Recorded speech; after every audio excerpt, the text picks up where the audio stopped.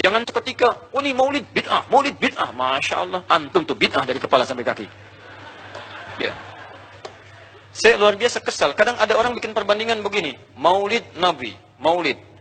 Zaman Nabi tidak ada, coret. Zaman sahabat tidak ada, coret. Zaman tabi'in tidak ada, coret. Zaman ini ada, oh. Lalu diserupakan yang ikut-ikut ke sini. Antum kalau mengamalkan hukum seperti ini fatal. Zakat pakai beras. Zaman Nabi, coret. Zaman sahabat, coret.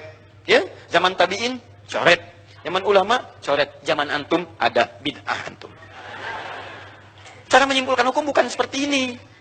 Lihat turunannya, lihat dalilnya, lihat pemahamannya, lihat turunan-turunan fikihnya. Ya, bagaimana bisa zakat pakai beras jadi? Padahal contoh nggak ada. Dalil nggak spesifik. Ayo coba temukan. Nabi zakat pakai beras, temukan. Kalau antum menemukan, Masya Allah, saya bermohon kepada Allah supaya Allah mempercepat hajinya antum dan masuk surga tanpa hisab. Tiap hari saya doakan. Tidak cukup dengan amin, cari dulu. Cari di setiap hadis Nabi zakat pakai beras.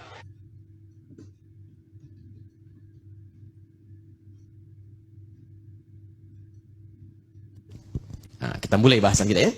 Jadi kalau dalam urusan dunia, bebas antum, silakan berinovasi. Tidak ada masalah. Mic misalnya, yang tadinya pakai kabel, sekarang tidak menggunakan kabel. Boleh. Ya. Apalagi ini sekarang besar, besok bisa jadi kecil. Ada yang nempel di telinga, ada yang macam-macam. Silahkan. Tidak ada masalah. Sekarang orang presentasi, itu touchscreen sudah nggak bawa handphone lagi. Di beberapa tempat sudah menggunakan lebih canggih lagi. Dia ada yang dilipat. Ya, dia ada yang seperti film. Yang dulu kita konika itu seperti itu, dia lebarkan seperti ini. Ada yang pakai sentuhan saja, layarnya nggak nampak. Macam-macam.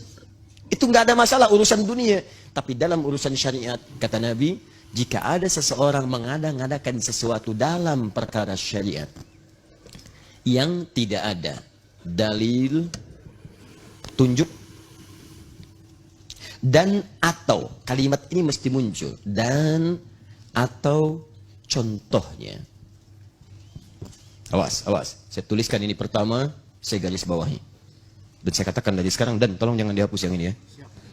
Ya. Semoga Allah kuatkan untuk tidak dihapus yang ini. Lihat, dalil dan atau contoh. Jika seseorang mengada-ngadakan dalam urusan syariat, tidak ditemukan dalilnya dalam Al-Quran, tidak ada petunjuknya di hadis, tidak pernah dicontohkan misalnya, dan atau tidak ada contoh. Kalimat dan atau ini bisa jadi nanti contohnya tidak ada, tapi dalilnya ada. Maka ini punya hukum berbeda. Jangan sembarangan mengatakan kalimat nanti. Baik. Sekarang teruskan. Wa syarrul umuri muhdatsatuha. Awas, wa kullu bid'atin dhalalah. Muncullah kalimat bid'ah. Maka orang-orang yang mengadakan sesuatu dalam syariat, tidak ada dalil, petunjuk, dan atau contoh, maka Nabi menyebut langsung perkara itu, masalah itu dengan kalimat yang singkat, bid'ah. Ini, bid'atun.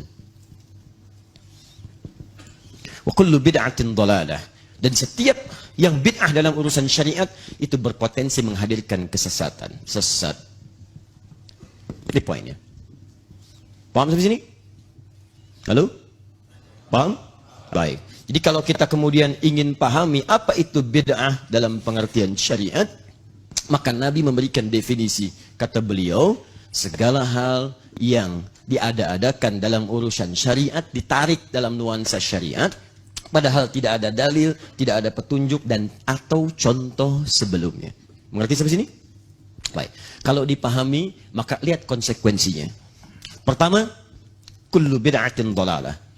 Setiap yang diada-adakan bisa tersesat. Dhalalah itu bisa untuk pribadi, bisa untuk orang lain. Jadi kalau ada orang berkreasi dalam urusan syariat, berinovasi dalam urusan syariat, dia bisa tersesat, orang lain bisa ikutan sesat.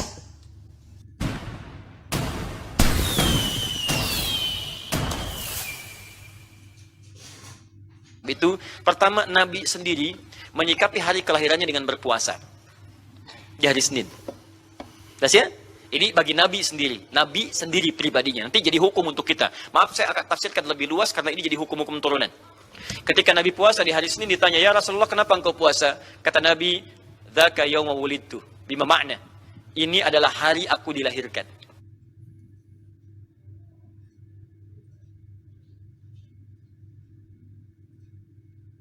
Satu yang menyebut saya pelaku bid'ah, itu saya serahkan hisabnya kepada Allah kalau dia tidak bertobat.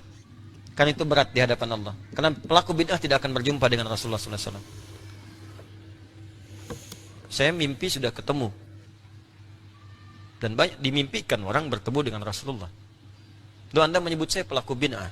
Maka bagaimana cara saya bertemu dengan Rasulullah SAW? Tapi saya masih menahan.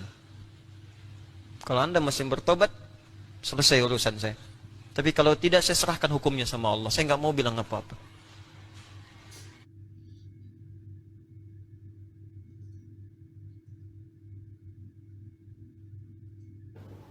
Pernah satu ketika saya disebut sesat.